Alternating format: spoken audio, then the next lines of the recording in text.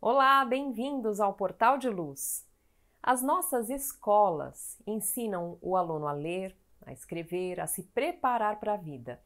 Mas o quanto essas mesmas escolas conseguem avançar quando o assunto é a educação dos sentimentos, tão necessária para as nossas crianças conseguirem conviver em harmonia, respeitarem o seu semelhante e agirem com respeito e ética em todas as situações da vida. Nós sempre falamos muito da transição planetária, mas e o sistema educacional dos dias de hoje conseguiria acompanhar a evolução moral das novas gerações que estão por vir? Nós vamos falar sobre isso no programa de hoje. E se você gosta de assistir conteúdos como esses, se inscreva agora no nosso canal, curta o nosso vídeo, deixe os seus comentários aqui embaixo e compartilhe o link com seus amigos para ajudar a divulgar a mensagem espírita para cada vez mais pessoas. Mas antes, nós vamos convidar todos vocês para ouvirmos juntos Chico Xavier. O êxito da reunião mediúnica como corpo de serviço no plano terrestre exige 3 elementos essenciais: o orientador, o médium, o assistente. Nesse conjunto de recursos tríplices, dispomos de comando, obediência e cooperação.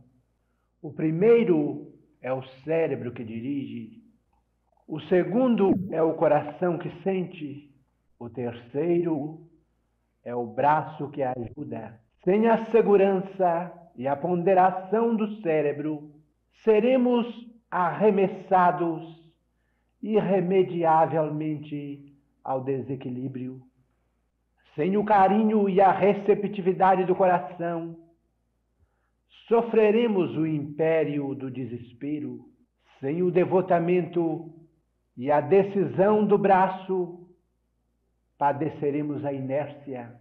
Todavia, para que o trio funcione com eficiência, são necessários 3 requisitos na máquina de ação em que se expressam: harmonia, confiança, boa vontade.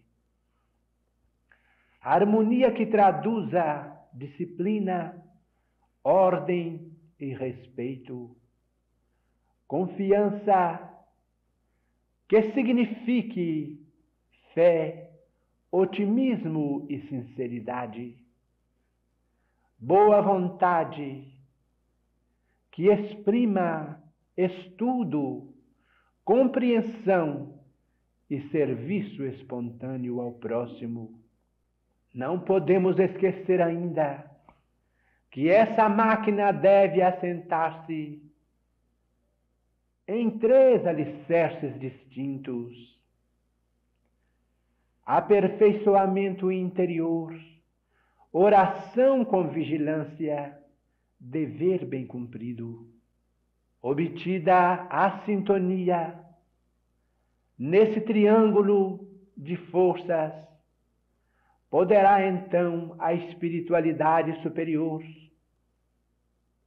através de fatores humanos, empreender entre os homens encarnados a realização dos seus 3 grandes objetivos: a elevação moral da ciência, o esclarecimento da filosofia, a liberdade da religião.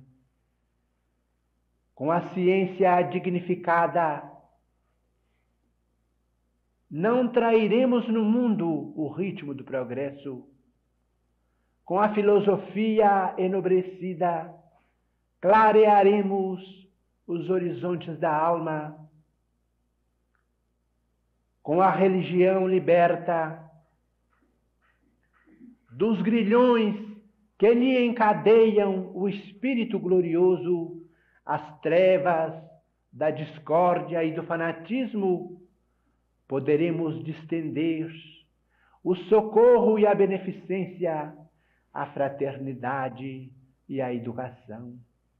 Meus amigos, reunamo-nos nas bases a que nos referimos, sob a inspiração do Cristo, nosso Mestre e Senhor, e as nossas reuniões mediúnicas serão sempre um santuário de caridade e um celeiro de luz. Muita paz a todos é o desejo do servidor reconhecido de sempre, Emmanuel. As escolas de educação básica do nosso planeta ensinam o aluno a ler, escrever, interpretar o mundo, preparar-se para a vida prática, para que ele tenha uma profissão quando se tornar adulto. Mas será que somente isso basta para o futuro de um ser que tem toda a encarnação pela frente? Será que o nosso sistema educacional está preparado para acompanhar os desafios morais pelos quais estamos passando e ainda vamos passar rumo à transição planetária? A escola dos dias de hoje consegue ensinar às crianças uma forma efetiva para conviver em harmonia?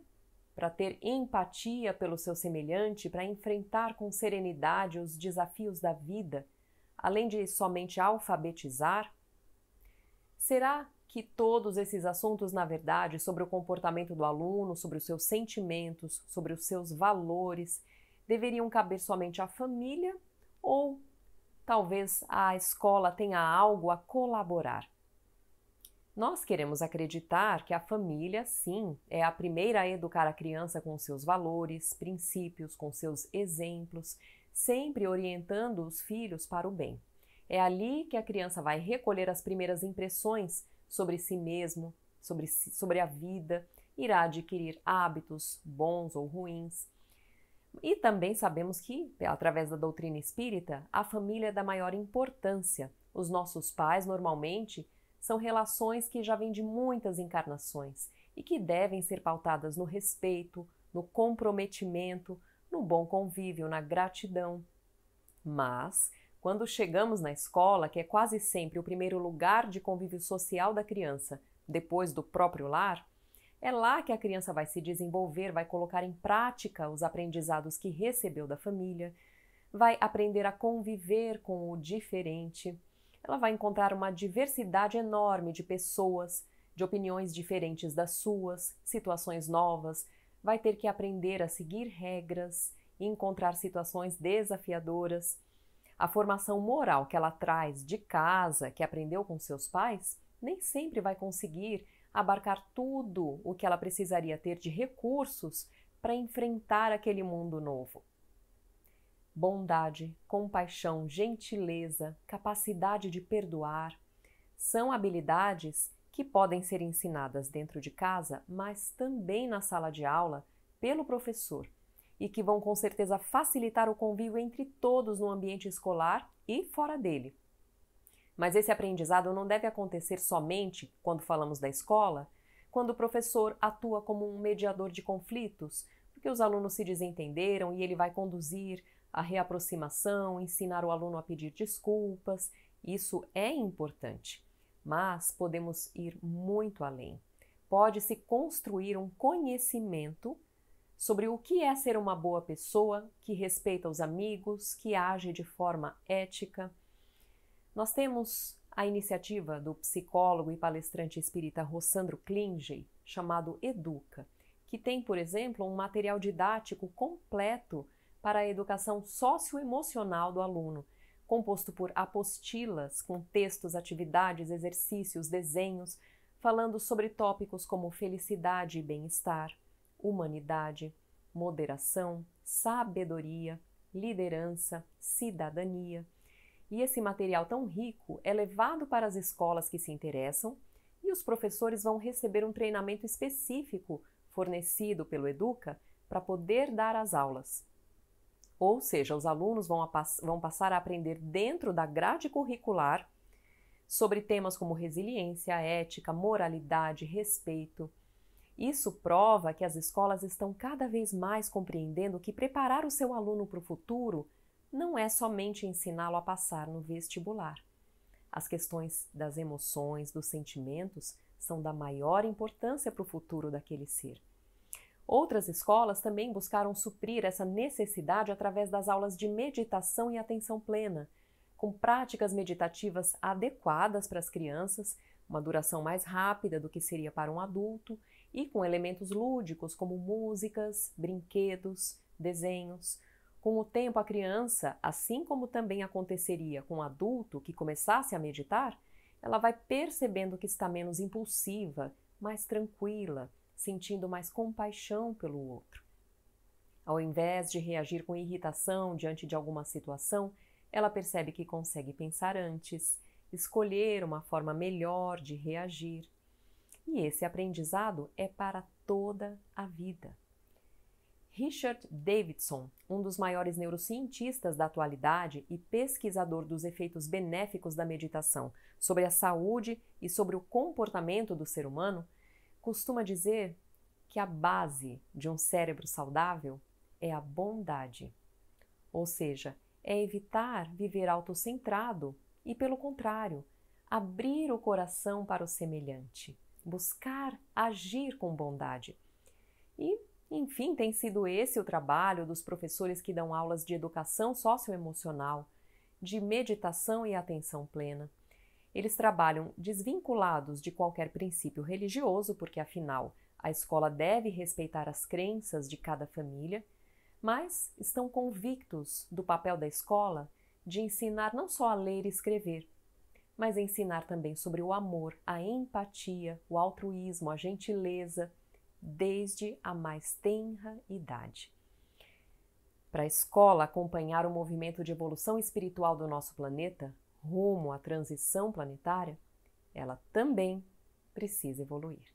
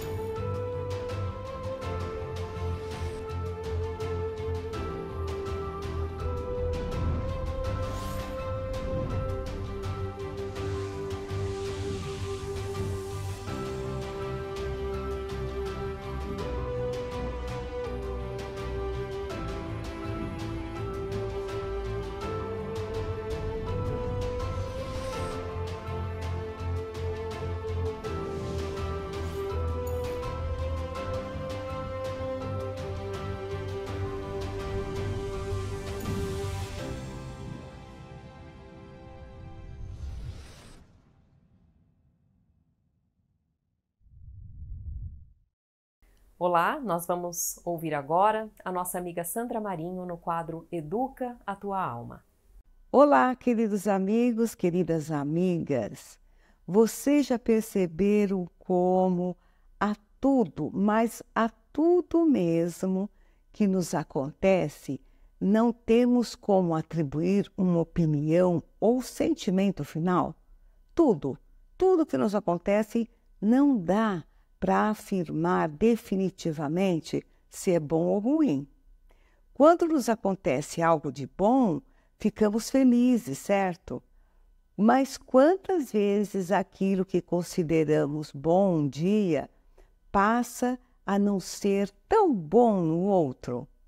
Por outro lado, quando somos acometidos por uma situação que a princípio julgamos como ruim, passado um tempo, se analisarmos bem, chegamos a agradecer a Deus por ter acontecido aquilo.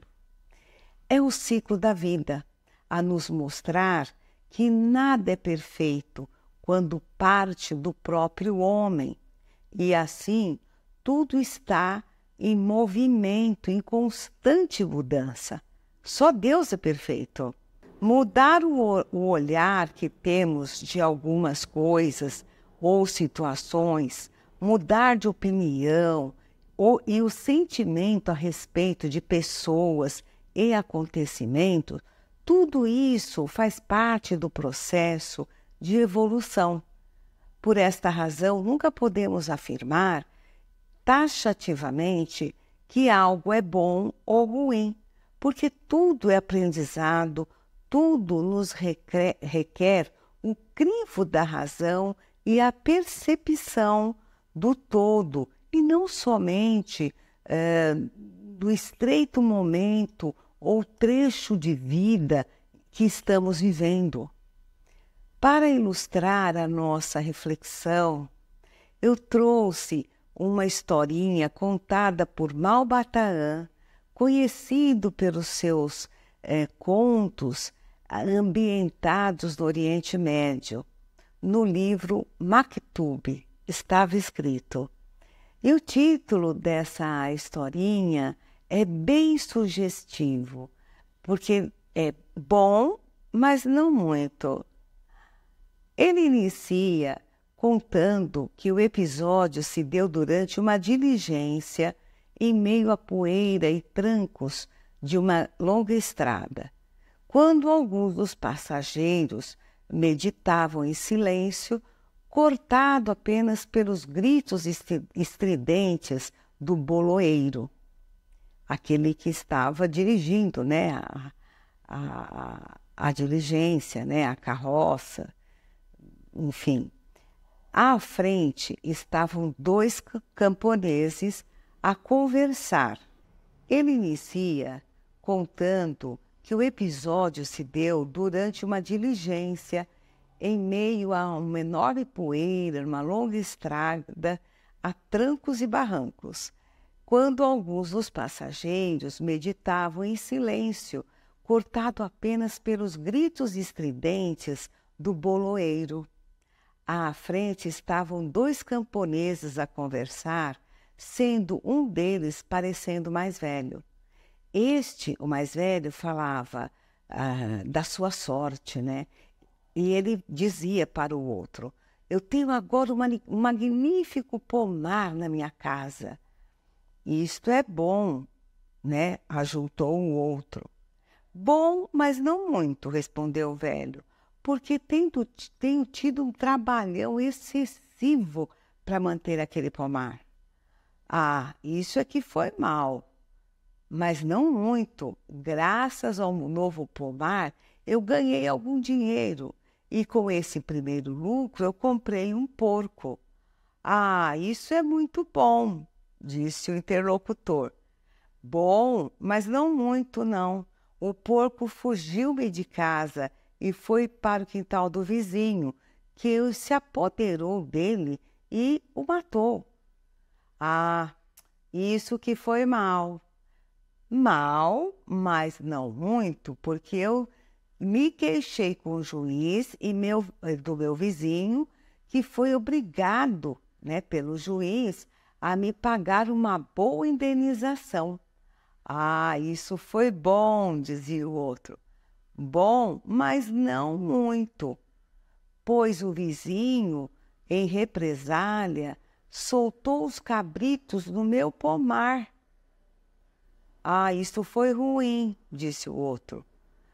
Mal, ruim, mas não muito, não. Matei os cabritos e vendi a pele na feira. Ah, isso foi bom. Bom, mas não muito.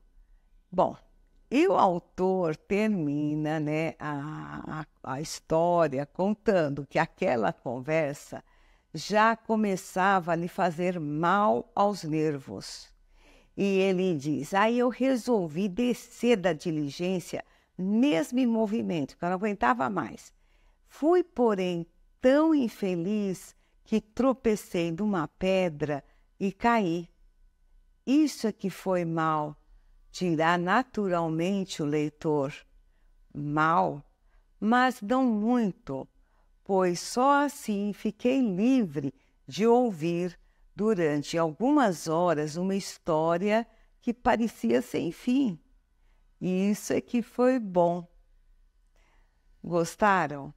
Então, nada, gente, na vida é totalmente ruim, é totalmente bom. Depende de circunstâncias, depende do momento e depende de todo esse processo evolutivo, borbulhante que nós vivemos. Nós nunca estamos parados numa mesma situação. E nós devemos nos habituar com isso, porque faz parte deste processo. Somente aquele que tem a mesma opinião, os mesmos pensamentos, o mesmo de tudo e de todos, é que fica estacionado, né? Não sei se eu me fiz entender, mas fica aqui essa historinha bem engraçada, mas muito sugestiva para nós. Um grande abraço e até o próximo encontro. E agora nós vamos ouvir o nosso amigo Maida com o Momento Doutrinário. Olá, amigas e amigos, é muito bom estarmos novamente juntos em mais um Momento Doutrinário. Hoje convidamos a todos para a reflexão do tema Caracteres do Verdadeiro Profeta, o qual consta no livro Evangelho segundo o Espiritismo, onde no capítulo 21 haverá falsos cristos e falsos profetas.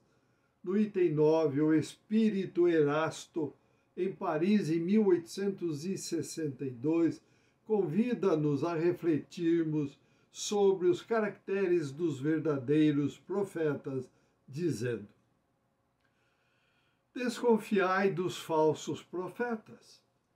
É útil em todos os tempos essa recomendação, mas, sobretudo nos momentos de transição em que, como no atual, se elabora uma transformação da humanidade, porque então uma multidão de ambiciosos e intrigantes se arvoram como reformadores e messias.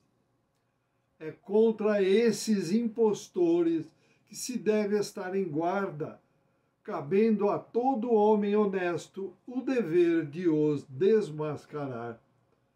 Perguntareis, sem dúvida, como reconhecê-los? Aqui tendes aquilo que os assinala. Somente um hábil general com capacidade de o dirigir é que se confia o comando de um exército. Julgais que Deus seja menos prudente do que os homens? Ficais certos de que Deus só confia missões importantes aos que ele sabe capazes de as cumprir. Porquanto as grandes missões são fardos pesados que esmagariam o homem carente de forças para carregá-los. Em todas as coisas, o mestre há de sempre saber mais do que o discípulo.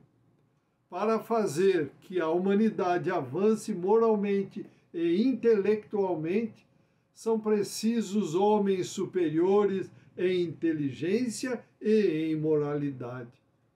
Por isso, para essas missões são sempre escolhidos espíritos já adiantados, que fizeram suas provas noutras existências, visto que, se não fossem superiores ao meio em que têm de atuar, nula lhes resultaria a ação.